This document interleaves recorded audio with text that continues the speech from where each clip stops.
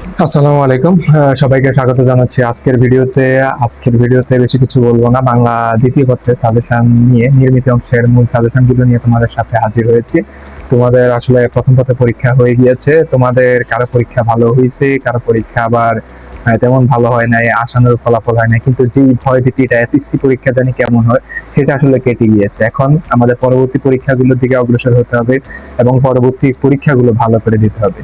তো আজ বেশি কথা বলবো না, মানে নির্মিত অংশের একেবারে যে যে প্রশ্নগুলা বিগত বছর বোর্ডের পরীক্ষায় এসেছে এবং সবচেয়ে বেশিবার এসেছে এবং বারবারই আসে, সেই প্রশ্নগুলো নিয়ে আজকের ভিডিওতে আলোচনা করব।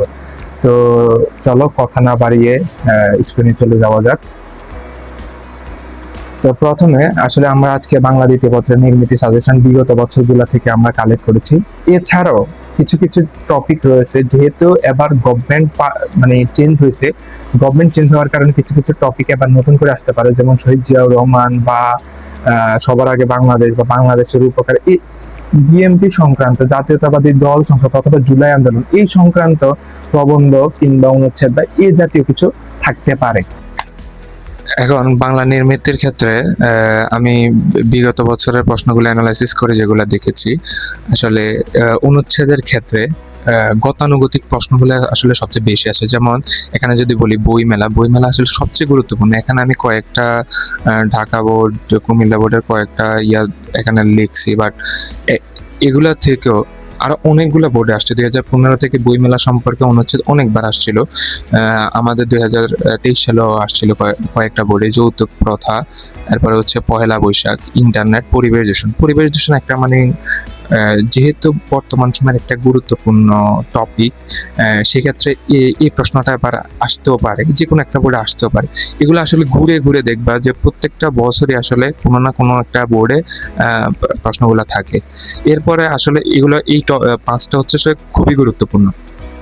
এছাড়াও আরো গুরুত্বপূর্ণ পাঁচটা হচ্ছে যে শীতের সকাল। এটা একেবারে নর্মাল, তবে তোমার লেখা যদি খুবই সুন্দর হয় এবং লেখা যদি তুমি ঠিকমতো লিখতে পারো, তাহলে ভালো একটা মার্ক পাওয়া যাবে। সে এসব এসব ইয়াগুলার ক্ষেত্রে, রাইটিংগুলোর ক্ষেত্রে তোমরা চেষ্টা করবে যে হাতের লেখাটাকে একটু ভালো রাখার চেষ্টা করবে। অন্তত অনুচ্ছেদ যেহেতু প্রথমে শুরু হবে, অনুচ্ছেদটা তোমরা এক এক থেকে 1.5 পৃষ্ঠা 2 পৃষ্ঠার মধ্যে শেষ করে দিবা, অতিরিক্ত লিখবা না। শীতের সকাল আছে, আন্তর্জাতিক মাতৃভাষা দিবস, সেটা অত্যন্ত গুরুত্বপূর্ণ। নারী শিক্ষা, বৃক্ষরোপণ, খাদ্য ভেজাল। এছাড়াও তোমরা স্বাধীনতা দিবস এবং বিজয় দিবস সম্পর্কে তোমরা পড়বা। তো তারপর হচ্ছে যে পত্র দরখাস্তের ক্ষেত্রে আমি একই ক্যাটাগরিতে দুইটা একসাথে করেছি, যেগুলো একটু বেশি বেশি আসে পত্রর ক্ষেত্রে এবং দরখাস্তের ক্ষেত্রে একটা নির্দিষ্ট নির্দিষ্ট একটা প্যাটার্ন আমরা মেনটেন করি, এবং যেই পত্র রয়েছে পত্রের ক্ষেত্রেও আমরা নির্দিষ্ট একটা প্যাটার্ন আসলে মেনটেন করে থাকি, এবং ভিতরের বডিটা একটু ডিফারেন্ট হয়।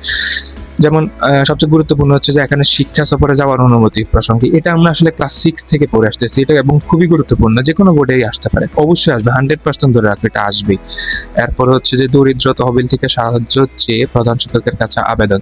সেটা হচ্ছে কেমন, প্রত্যেকটা প্রতিষ্ঠানের একটা একটা ফান্ড থাকে, যে গ্রামের বা এলাকার অসহায় দরিদ্রদের সহযোগিতার জন্য। এটা আসলে বড় বড় প্রতিষ্ঠানগুলোতে মানে থেকে থাকে আর কি। তো এটা আবেদন করবা প্রধান শিক্ষকের নিকট, যে প্রতিষ্ঠান থেকে ওই এলাকার ওই ব্যক্তি বা ওই মানুষজনের অবস্থার উন্নয়নের জন্য, তাদেরকে কর্মসংস্থানের সুযোগ করে দেওয়ার জন্য তোমরা আসলে কিছু করতে চাও, এরকম আর কি হবে জিনিসটা।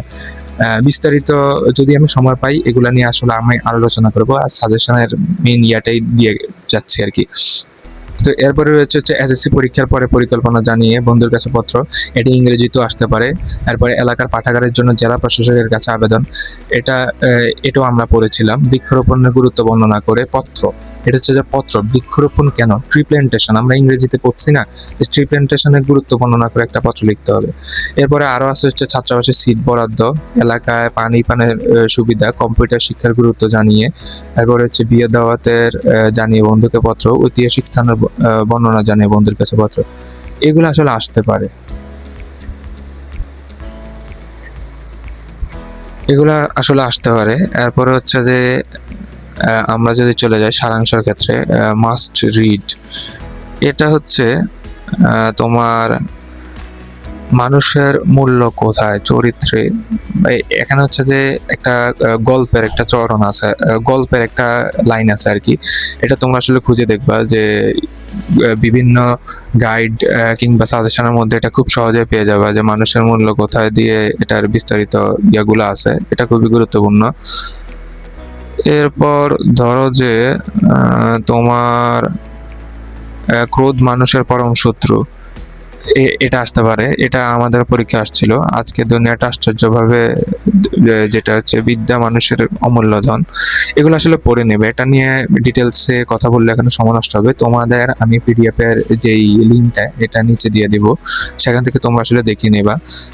এখানে প্রত্যেকটাই গুরুত্বপূর্ণ। এছাড়াও তোমরা আরো কয়েকটা চেষ্টা করবা যে সাজেশন দেখে ইয়া করার। আমি একেবারে কোর যেগুলা সবচেয়ে বেশি কমন, সবচেয়ে বেশি আসে, এগুলো নিয়ে আসলে আমি আলোচনা করেছি। তো সারমর্মের ক্ষেত্রেও সেম। সারমর্মের ক্ষেত্রে এটি খুবই গুরুত্বপূর্ণ। সারমর্ম হচ্ছে যে কবিতার আর কি, কোথায় স্বর্গ কোথায় নরক, নম নম নম সুন্দরী জননী বঙ্গভূমি শৈবাল দিগিরে, এগুলো আসলে একেবারে ট্রেডিশনাল এবং এগুলো বারবার আসে। ইংরেজিতে আসলে মাঝে মাঝে কমন দেওয়া যায় না, কিন্তু বাংলাতে অনেক কিছু কমন দেওয়া যায়। তোমরা সারাংশ সারমর্ম দুইটাই আসবে, তোমরা সারাংশ দেওয়ার চেষ্টা করবে। সারাংশতে আসলে একটু লেখার সুবিধা বেশি থাকে। আমি যদি ভাব সম্প্রসারণের কথা বলি, ভাব সম্প্রসারণের ক্ষেত্রে খুবই গুরুত্বপূর্ণ কয়েকটা জিনিস হচ্ছে যে দুর্নীতি জাতি জীবনে অভিশাপ, এরপরে হচ্ছে সুশিক্ষিত লোক মাত্রই স্বশিক্ষিত, বিদ্বান হইল মূর্খ ব্যক্তি পরিত্যাজ্য। এগুলো আসলে খুবই গুরুত্বপূর্ণ, বুঝছো? এগুলা বারবার আসে। এগুলার কথা আসলে মানে এত ডিটেলস আলোচনা করার দরকারও নাই। এগুলো আসলে পড়ে নিবা। এবং তোমরা আরেকটা জিনিস যেটা করবা, তোমরা প্রথমে তোমাদের যেটা একদিন সময় আছে, তোমরা আগে হচ্ছে যে নির্মিত অংশটা শেষ করবে এবং আগামীকালকে যে সময়টা থাকবে তখন হচ্ছে যে শেষ দিকে মানে শেষ পড়াটা করবে এমসিকিউ, এবং এটার জন্য একটা ভালো সময় রাখবে। কারণ হচ্ছে এমসিকিউ অনেক জিনিস আমরা পরীক্ষার আগের দিনই পড়ি, অনেক কিছু আসলে মাথায়ও থাকে না যে আগে পড়ার জন্য।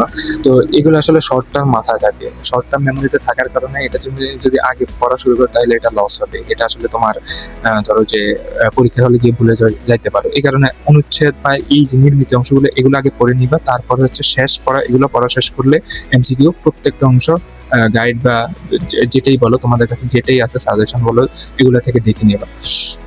তো ভাব সম্প্রসারণ গেল এগুলা। এরপর হচ্ছে যে প্রতিবেদনের ক্ষেত্রে নিয়মটা তোমরা আসলে দেখবা যে প্রতিবেদন কিভাবে লিখতে হয় এবং প্রতিবেদন কোনগুলো আসে। প্রতিবেদন আসলে তোমাদের যদি ক্রিয়েটিভ রাইটিং এর অভিজ্ঞতা থাকে, তোমরা যে কোনো প্রতিবেদন লিখতে পারো। ক্রীড়া সাংস্কৃতিক অনুষ্ঠানের বিবরণ, এটা হচ্ছে যে কেমন হয়েছে তোমার অনুষ্ঠান বা কি আসো বিষয়, এটা বিবরণ দিবা। দ্রব্যমূল্যের ঊর্ধ্বগতি, তারপরে যথাযথ যানজট প্রতিকার, বিদ্যালয়ের পাঠাগারের অবস্থা, এলাকার মাদকাসক্তি, এটা খুবই গুরুত্বপূর্ণ। যে এলাকায় নেশাখোর পোলাপাইন বাইরে গেছে, এগুলাকে মানে করার জন্য, নির্মূল করার জন্য কি কি পদক্ষেপ নেওয়া যায় বা কেন বাড়ছে, কি করলে এগুলা কমবে, এগুলো নিয়ে লিখবে আর কি। ডেঙ্গু জ্বর আসতে পারে। ডেঙ্গু জ্বর কিন্তু রিসেন্টলি এই বছর তেমন একটা হয় নাই, বাট আগের বারে অনেক সমস্যা বা প্রকট আকারে এটার প্রবলেম ছিল। তারপর হচ্ছে নিত্য প্রয়োজনীয় দ্রব্য বা বন্যার্থদের সাহায্যে এগুলো আসতে পারে। আর প্রবন্ধ রচনার ক্ষেত্রে এই কয়েকটা টপিক খুবই গুরুত্বপূর্ণ, তোমরা এটা স্ক্রিনশট নিয়ে নাও। এটা আর আমি পড়লাম না। এছাড়াও তোমরা ওই আমি যেটা বললাম জিয়াউর রহমান বা বিএনপি সংক্রান্ত এগুলা পড়বা। তো এগুলো আসলে একবার দেখে যাবে, মুখস্থ না করার দরকার নাই, পয়েন্টগুলো দেখে যাবে। আশা করি পরীক্ষা ভালো হবে। তো আজ আর বেশি বাড়াবো না, এগুলো একটু ভালো করে দেখবা, পরীক্ষা ভালো মতো করবা। যেটা গেছে ওইটা নিয়ে আর টেনশন করবা না, ইনশাল্লাহ ভালো পরীক্ষা হবে। তো দেখা হবে আরেক ভিডিওতে। ধন্যবাদ। আসসালামু আলাইকুম।